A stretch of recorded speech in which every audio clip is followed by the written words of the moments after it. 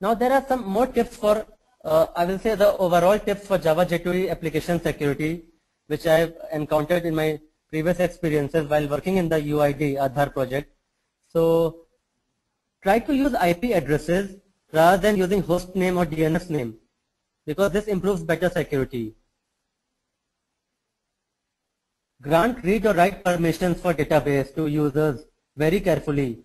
So only those users who are authorized or who have the access controls, only grant them the read or write permissions. Also, on each of your application files, even if it is an XML file or a property file, have proper file permissions. Because you will never want your XML file or property files which contain important information to be hacked by the hacker. Always set a password for the root or the admin account, and never keep the password as empty. Sometimes we make the mistake as keeping the username as root and password as empty. Never have the empty password, because it can be manipulated by the hacker. Always set some password and change it from time to time. Never hardcode the username and password directly in a Java program or in a .property file. Better way is to store the username and password in some database table in an encoded format, and try to hit the DB database, get the username and password and decode it and use it in your application. Always use some hashing algorithm to generate a unique password corresponding to a user ID or a login ID. So use a strong hashing algorithm to generate a unique password. A password should be very strong enough. It should contain a set of alphanumeric, numeric, special characters, and it should not be easy to replicate or copy. So you should use some strong random algorithm or a hashing algorithm to generate a password. Use prepared statement rather than a normal SQL statement in Java to protect against SQL injections, which I have already discussed earlier. Avoid directly hard coding the sensitive information in the SQL query. So don't try to hard code the sensitive information, which can be a password or some credit card number, in the SQL query.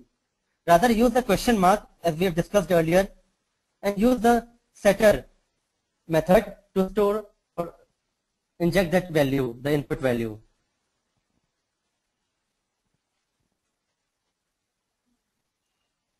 Always enable the secure socket layer in the database server. Whether you are using Oracle server or MySQL server or any other server, always try to enable the SSL feature, which is present in every database server. In any web application, it's better idea to disable the back button in the browser. Always try to log out after more than 3 unsuccessful login attempts. Because see, if there are more than 3 unsuccessful login attempts, maybe there is some malicious user or a hacker who is trying to break your application by sending some different passwords. So it's better way to log out after 3 unsuccessful attempts, or better lock the password or lock the user ID. Use post instead of get in the JSP. Remember, never use get URLs to process the sensitive data. So whenever you are dealing with some important transaction or some sensitive data, never use get, because everything will be appended in your URL, and your URL can always be hijacked by a hacker. So it's better to use post method in the JSP, so that your entire information is encrypted. Perform the URL detection. Report an alert if a number of hits in a time period from a given IP address exceeds the specified limit. This is known as application hijacking. See, suppose I am a hacker. So what a hacker does, like he writes some program which has a loop of say 1000, and it continuously tries to hit your application or hit the URL, so that your application server may be down or it crashes. So this way he is able to hack your application or crash your application or slow down the performance by sending repeated requests simultaneously. So try to always see from which IP address you are getting a request, and if it is an unauthorized IP address, don't respond to that request. Always perform client-side validations of input data to catch the malicious input before it reaches your server or application. Because see, if you are not having a strong client-side validation, and once the input reaches your server or server side, then it is too late because it can be a virus also. So always perform your client-side validation in the JavaScript or jQuery, and try to remove any unwanted input, or try to reject if there is any suspicious input. Just try to stop there. Log out. Never store sensitive information in JSP hidden fields. It is a bad idea to use a lot of hidden variables in the JSP, because see, if I do view source in a JSP application, I can see the hidden variables. I can tamper it as a hacker. So try to use minimum hidden variables unless it is needed. Try to update your login passwords periodically from time to time.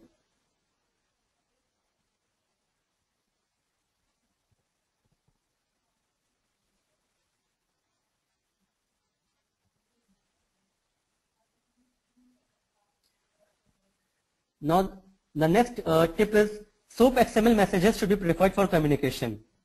So rather than sending a message as a string or in any other format, say as a byte stream, it's better to send it as a SOAP, embedded in a SOAP envelope, because it is more secured. Never keep any important information in error log or console error messages, because what happens as a hacker, I can access your log file, and if there is any important information in error messages or in the log file, I can misuse it. So only log specific error messages, which is to the point and relevant. Try to catch all the relevant and specific exceptions. Don't ignore any exception. Always try to catch all possible exceptions. Pre-initialize the variables to their default values always. Because see, if you don't initialize a variable or an object, what happens sometimes, it is initialized to some default value or some garbage value or undefined value, which may spoil the performance of your application. So it's always a good idea to initialize your variables and objects as null or to their default values. Data should be private and static whenever possible. See, again, we have discussed in the earlier slides, whenever data is private, then outside world cannot access it and cannot tamper it. During file uploading, the uploaded directory should not have execute permissions. See, in many applications, we always have a browse button where we have a file upload feature. So the uploaded directory should never have the execute permissions, because what happens, the hacker can upload the file and he can execute some of the things. So disable the execute permission in the file. Perform garbage collection using finalize method. See, you can always override the protected void finalize method and call system.gc there to invoke the garbage collection.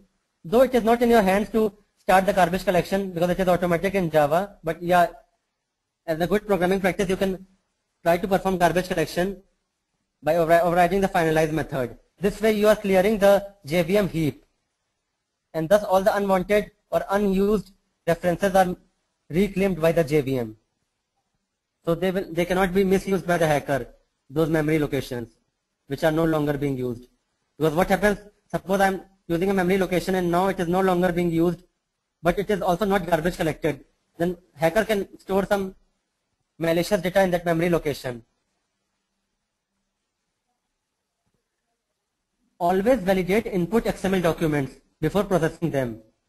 So it is important that any input, whether it is in XML format or a string format, you are validating it against XSD and checking whether it is a proper well-formed input XML. All its values are correct in all the nodes, and then only use it for further processing. Before reading any file, check for the file name, file type or extension, file size. Because what happens, it can be a virus file also. So check whether the read permissions are there, because there are chances that the file might be malicious. So don't accept a file directly from the user. check for overflow or out of memory issue during any file or array copy operations in your code. So sometimes what happens, like you can receive a because see, your application deals with lot of files over the network. One of them can be a very big file which a hacker has given just to slow down your application. So check for the size of the file and check for the overflow or out of memory issues. Calculate checksum during the message or data transmission for error. See, checksum is an algorithm where you append certain bits at the input side, at the client side, and check it at the server side. What happens if the hacker has tampered your data? Then the checksum will not match, and you will always come to know at the server side that your data has been tampered. So you can also use some hashing algorithm or append some random number or some algorithm you can use at the client side, so that you can always verify the data at the server side is the same and there has not been any tampering. Avoid passing a session ID in the browser URL, because the session ID can be duplicated and a hacker can replace it by a malicious session ID, or session hijacking can be basically done. So don't pass session ID in the browser URL, because it can be cloned by a hacker. And he can duplicate your session and he can start his own session. Destroy or invalidate the session variable and override the cookies whenever user log out. Always set a session timeout, say some 20 minutes or some timeout on the HTTP session. Do not have a timeout of say 24 days or 60 days, because see what happens, your session can become stale and it can be hijacked by a hacker. And try to avoid the browser caching. It's always a good idea to disable the caching in the browser, be it an Explorer or a Firefox. Disable the browser caching, because see, browser cache can store some of the important information like user ID and password.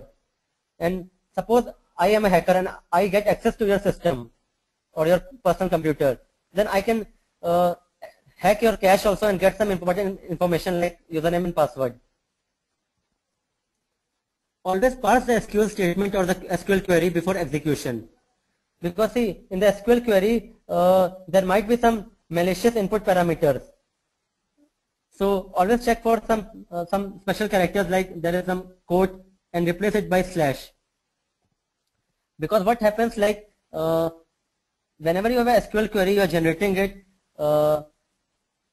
It depends on certain parameters. Like suppose you have a SQL query, select star from user table where username equal to something and password equal to something.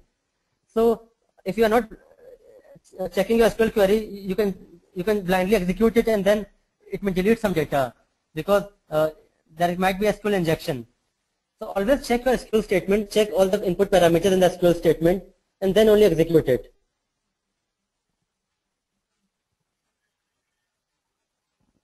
So basically I've come to an end, and I'll also share some more things, some more tips and tricks to make your application code more secure.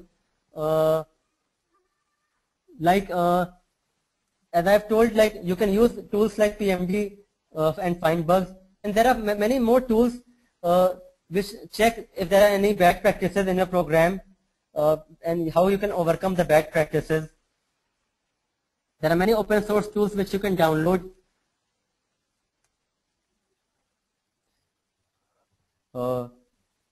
Can I have the questions now? Or if there is any slide or any point which I can we have already shared once again. We have already shared the questions with you. Okay, I'll just see the chat panel. You would have got in the questions panel. Okay, basically I cannot. Okay, let me see. There's a questions panel. Yeah, I have. Okay, I got it. Right, you can undock the pane by clicking on the button just before the close button. Okay, yeah, I got it. You can make it big. I'm trying to see the questions. Yeah. Right.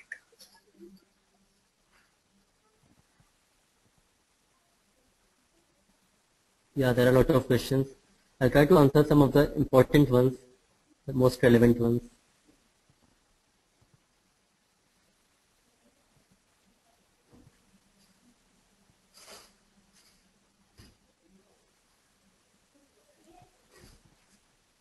See, one thing I would like to tell to all the audience, like for the website security, it's very important to do a penetration testing. You can use HTTP unit, just like you have a JUnit in Java to do the unit testing. You can use HTTP unit to do the website testing and see how strong your authentication and authorization mechanism is.